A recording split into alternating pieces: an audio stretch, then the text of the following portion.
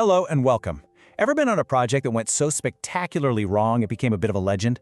Well, today we're diving into the one tool that can make the difference between a project triumph and a total, unmitigated disaster. It's called Quantitative Risk Analysis. So for all you future project management gurus at Kent Business College, let's figure out how to avoid making a complete mess of things, shall we? Right then, to get our heads around this, we're off to the quintessentially British, slightly chaotic world of the Puddleton Village fete. Now you see, last year's hate is talked about all over the village, but for all the wrong reasons. Let's not beat around the bush. It was a proper cock-up, a complete and utter shambles. And why? Well, because the whole thing was run on nothing more than guesswork, a vague, gut feeling, and an awful lot of crossed fingers. And let me tell you, that is not a project plan. And just look at this. This was the result. A glorious catalog of calamities. Every single one of these little disasters, from the bouncy castle slowly sighing its last breath to the vicar taking a tumble on a rogue scone, each one was a risk. A risk someone probably thought about for a second, but ultimately did absolutely nothing to manage. But hold on. This year, a hero emerges. Meet Nigel. He's the new project manager, and he is dead set on making sure this year's fete is remembered for its sponge cake, not its slip-ups. And his secret weapon, well, it's a much more professional, number-crunching approach. And here it is, the big one, quantitative risk analysis. Now, don't let that fancy name scare you off. All it really means is taking all those worries, the what-ifs, and sticking actual numbers on them.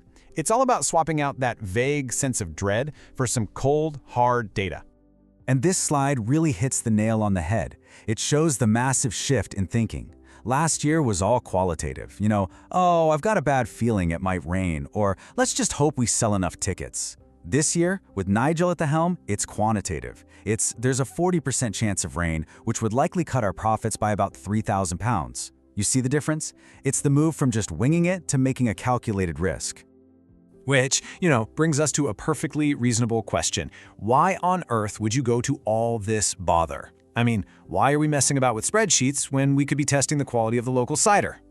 Well, because this is the goal. It's a total game changer. First, you get to understand the real financial smack in the face your risks could deliver. Second, knowing that number helps you figure out exactly how much cash to stash away in a contingency fund, a rainy day fund, basically. And third, it means you can build a solid, realistic plan to tackle problems when they pop up. You stop just worrying and you actually start managing. So how does our man Nigel actually do this? What's in his toolkit that's going to drag the fate's planning out of the mud and onto some solid ground? Let's have a little look, shall we? It all kicks off with gathering good data. He can't just pluck these numbers out of thin air. So Nigel does the smartest thing he can do. He goes for a chinwag with the village old-timers, the folks who've seen decades of fates come and go. He's collecting historical data and, crucially, expert opinions. And he's not just asking simple questions. For any given risk, let's say the weather, he's building a whole range of possibilities. You've got your best case scenario, glorious sunshine, everyone's happy. Then there's the worst case, a total washout. And finally, what's most likely to happen? Probably a bit of classic British drizzle. This gives him a much richer, way more realistic picture. Okay, so Nigel's got a list of potential problems, and he's got some numbers to back them up. What's next? Well, now he's got to figure out which of these risks are the ones that are really going to keep him up at night. It's time to find the biggest banana skins. And here's how he does it. This is a simplified version of something called a tornado diagram. It's a neat little tool that comes from a technique called sensitivity analysis. And all it does is visually rank the risks by how much they could wreck the project's bottom line. And straight away, Nigel can see that bad weather is, by a country mile, his biggest worry. So now Nigel knows that bad weather is his #1 enemy. And that knowledge forces him to face a massive decision. A classic project management headache that involves a very, very large tent. So here's the choice he's facing. Does he splash out a massive £12,000 on a posh, top-of-the-line, guaranteed waterproof marquee, or does he save a huge chunk of cash and go for the £5,000 option that, let's be honest, looks a little bit dodgy and might not fancy its chances in a proper downpour? His gut is screaming, play it safe, but the budget is seriously tight. This, my friends, is where gut feelings get shown the door. It's time to do the maths. Nigel's going to use a brilliant little tool called expected monetary value, or EMV for short, and the formula couldn't be simpler. It's just the probability of a risk happening times the financial impact if it does. P times I. Okay, so here's the data Nigel gathered from those chats with the old-timers. There's a 60% chance of sunshine and loads of visitors, and a 40% chance of rain and fewer people. And you can also see the expected earnings for each of those scenarios. We now have everything we need to work out the EMV for both marquee options. Let's do it. Right, let's walk through this together. For each marquee, we look at the two possibilities, strong demand or weak demand. We figure out the profit or loss in each case, and then multiply it by its probability. So, for instance, with the posh marquee and strong demand, the profit is £8,000. Multiply that by its 60% probability, and you get an EMV of $4,800. We just do that for all four possible outcomes. And now, the moment of truth. We just add up the EMVs for each decision. The total expected monetary value for the expensive safe bet marquee is £3,600. But look at the dodgy marquee. Its total EMV is £4,600. The numbers couldn't be clearer. Nigel's gut feeling to play it safe was wrong. The data shows that even with the risk, the cheaper option is actually the smarter financial bet.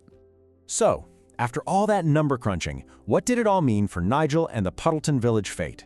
How did this little adventure into quantitative analysis actually change how things turned out? This number, the £4,600 EMV, it became the bedrock of Nigel's whole plan. It's not just some abstract figure on a spreadsheet. It represents the expected value of the project. It let him justify his decision to go with the cheaper tent, and, most importantly, it allowed him to create that contingency reserve we were talking about, a proper Brawley fund to deal with whatever problems came his way. And the result? Well, the fate was a roaring success. Of course, a bit of drizzle came down, but Nigel had a plan and a budget for that. The tea tent had plenty of milk, the bouncy castles stayed fully inflated, and the vicar managed to avoid any pastry-related incidents. Because Nigel had a plan built on data, not just on hope. And Bob's your uncle. And that is the key thing I want you to take away from all this. This process, it's not a crystal ball. It can't magically predict the future with perfect accuracy. But what it does do is give you an incredibly powerful way to understand uncertainty, to put a number on it, and to turn a vague worry into something you can actually plan for and manage. It gives you back control. And so, I'll leave you with this one final thought for you to take back to your own projects. You already know what your risks are. I bet you've got a list of them somewhere.